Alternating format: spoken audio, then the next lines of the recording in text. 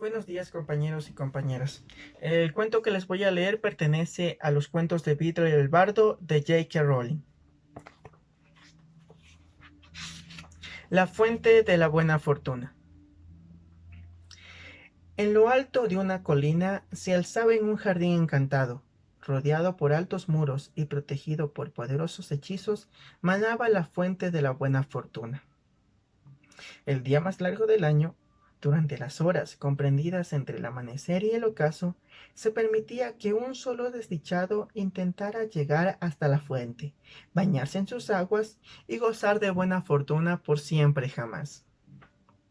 El día señalado, antes del alba, centenares de personas venidas de todos los rincones del reino se congregaron ante los muros del jardín. Hombres y mujeres, ricos y pobres, jóvenes y ancianos, con poderes mágicos y sin ellos. Se reunieron allí de madrugada, todos confiados en ser el afortunado que lograra entrar en el jardín. Tres brujas, cada una con su carga de aflicción, se encontraron entre la multitud y se contaron sus penas mientras aguardaban el amanecer. La primera, que se llamaba Asha, padecía una enfermedad que ningún sanador había logrado curar.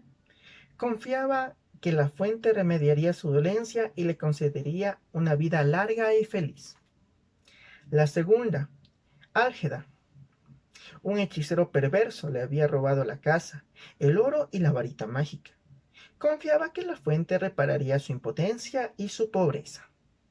Y la tercera, Amata, había sido abandonada por un joven del que estaba muy enamorada y creía que su corazón nunca se repondría.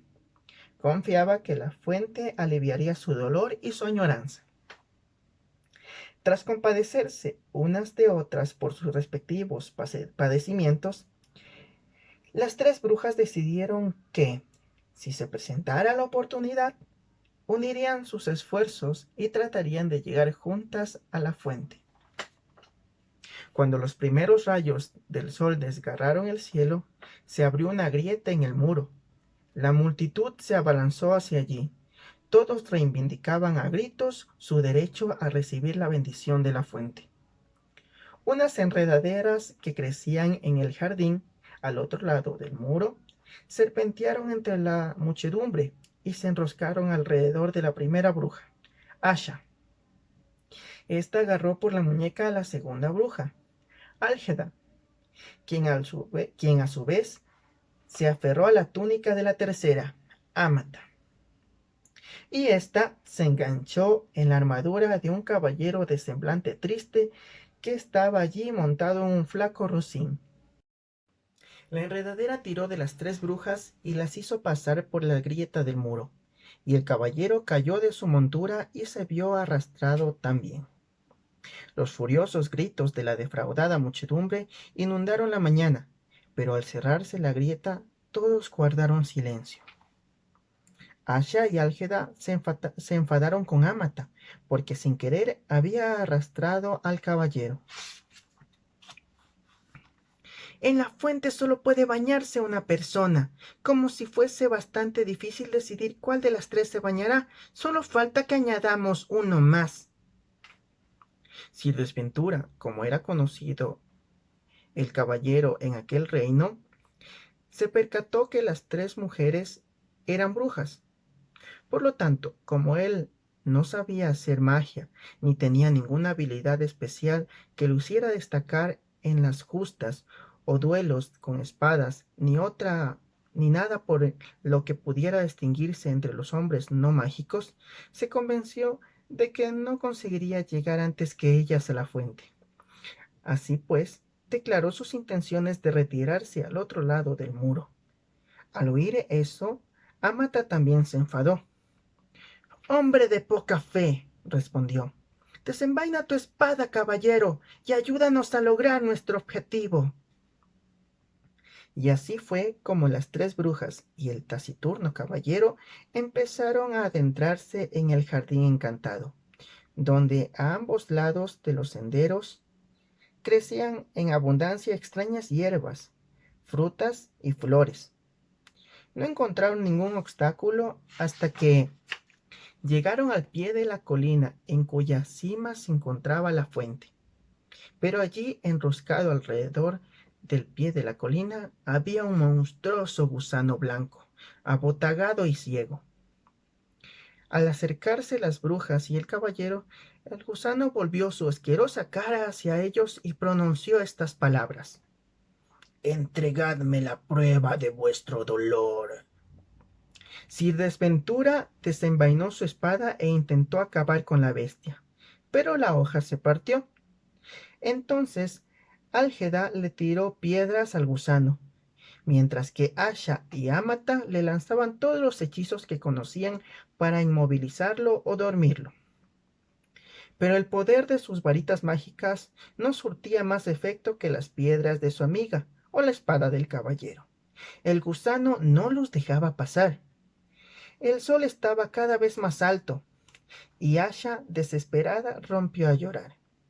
Entonces el enorme gusano acercó su cara a la de Asha y se bebió sus lágrimas, que resbalaban por sus mejillas.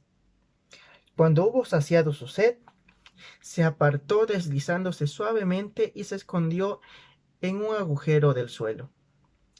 Las tres brujas y el caballero, alegres porque el gusano había desaparecido, empezaron a escalar la colina, convencidos de que llegarían a la fuente antes del mediodía. Pero cuando se encontraban hacia la mitad de la empinada ladera, vieron unas palabras escritas en el suelo: «Entregadme el fruto de vuestros esfuerzos». Sir Desventura sacó la única moneda que tenía y la puso sobre la ladera, cubierta de hierba. Pero la moneda echó a rodar y se perdió. Los cuatro siguieron ascendiendo, pero aunque caminaron varias horas, no avanzaban ni un solo metro, y la cumbre no estaba más cerca y seguían teniendo delante aquella inscripción en el suelo. Estaban muy desanimados porque el sol ya había pasado por encima de sus cabezas y empezaba a descender hacia el lejano horizonte. No obstante, Álgeda andaba más deprisa y con paso más decidido que los demás, y los instó a que siguieran su ejemplo, aunque no pareciera que con ello fueran a alcanzar la cumbre de aquella colina encantada.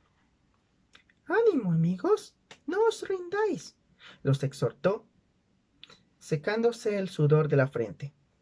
Cuando las relucientes gotas de sudor cayeron al suelo, la inscripción que les cerraba el paso se esfumó y comprobaron que ya podían continuar subiendo. Alentados por la superación de ese segundo obstáculo, siguieron hacia la cima tan deprisa como les era posible, hasta que por fin visualizaron la fuente, que destellaba como un cristal en medio de una enramada de árboles y flores. Sin embargo, antes de llegar, encontraron un arroyo que discurría alrededor de la cumbre, cerrándoles el paso. En el fondo del arroyo de aguas transparentes había una piedra lisa con esta inscripción: «Entregadme el tesoro de vuestro pasado». Sir Desventura intentó cruzar el arroyo tumbado sobre su escudo, pero éste se hundió. Las tres brujas lo ayudaron a salir del agua. Luego intentaron saltar a la otra orilla, pero el arroyo no se dejaba cruzar, y mientras tanto el sol seguía descendiendo más y más. Así que se pusieron a reflexionar sobre el significado del mensaje escrito en la piedra. Y Amata fue la primera en entenderlo. Agarró su varita mágica, extrajo de su mente todos los recuerdos y momentos felices compartidos con el joven del que estaba enamorada y que la había abandonado, y los vertió en las aguas. La corriente se llevó sus recuerdos y en el arroyo aparecieron unas piedras que formaban un sendero. De ese modo, las tres brujas y el caballero pudieron cruzar por fin al otro lado y alcanzar la cima de la colina. La fuente brillaba ante ellos, entre hierbas y flores de una rareza y una belleza extraordinarias. El cielo se teñió de rojo rubí. Había llegado el momento de decidir quién de ellos se bañaría en la fuente. Pero antes de que tomaran esa decisión, la frágil Asha cayó al suelo. Extenuada por la agotadora escalada, estaba a punto de morir. Sus tres amigos le habrían conducido hasta la fuente, pero Asha, agonizante, le suplicó que no la tocaran. Entonces, Álgeda se apresuró a recoger todas las hierbas que le parecieron útiles, las mezcló en la calabaza donde Sir Desventura llevaba el agua, y le dio de beber la poción a Asha. Entonces Asha se incorporó, y al cabo de un instante ya se tenía en pie. Más aún, todos los síntomas de su terrible enfermedad habían desaparecido. «¡Estoy curada!», exclamó. «Ya no necesito bañarme en la fuente. ¡Que se bañe Álgeda!».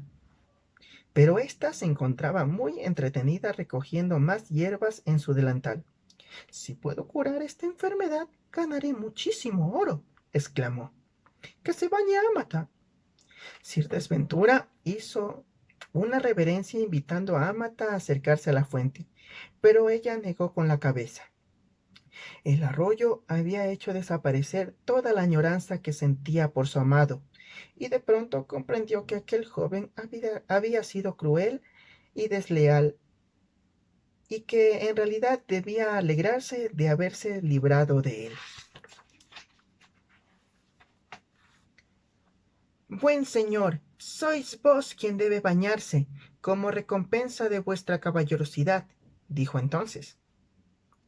Haciendo sonar su armadura, el caballero avanzó bajo los últimos rayos del sol poniente y se bañó en la fuente de la buena fortuna, asombrado de ser el elegido entre centenares de personas, sin dar crédito a su gran suerte. Cuando el sol se ocultaba tras el horizonte, Sir Desventura emergió de las aguas, luciendo todo el esplendor de su triunfo, y se arrojó con su herrumbrosa armadura a los pies de Amata, quien era la mujer más buena y más hermosa que jamás había conocido. Exaltado por el éxito, le suplicó que le entregara su corazón, y Amata, tan embelesada como él, comprendió que por fin había encontrado un hombre digno de ella. Las tres brujas y el caballero bajaron juntos de la colina, agarrados del brazo, y los cuatro tuvieron una vida larga y feliz, y ninguno de ellos supo ni sospechó jamás que en las aguas de aquella fuente no había ningún sortilegio. Fin.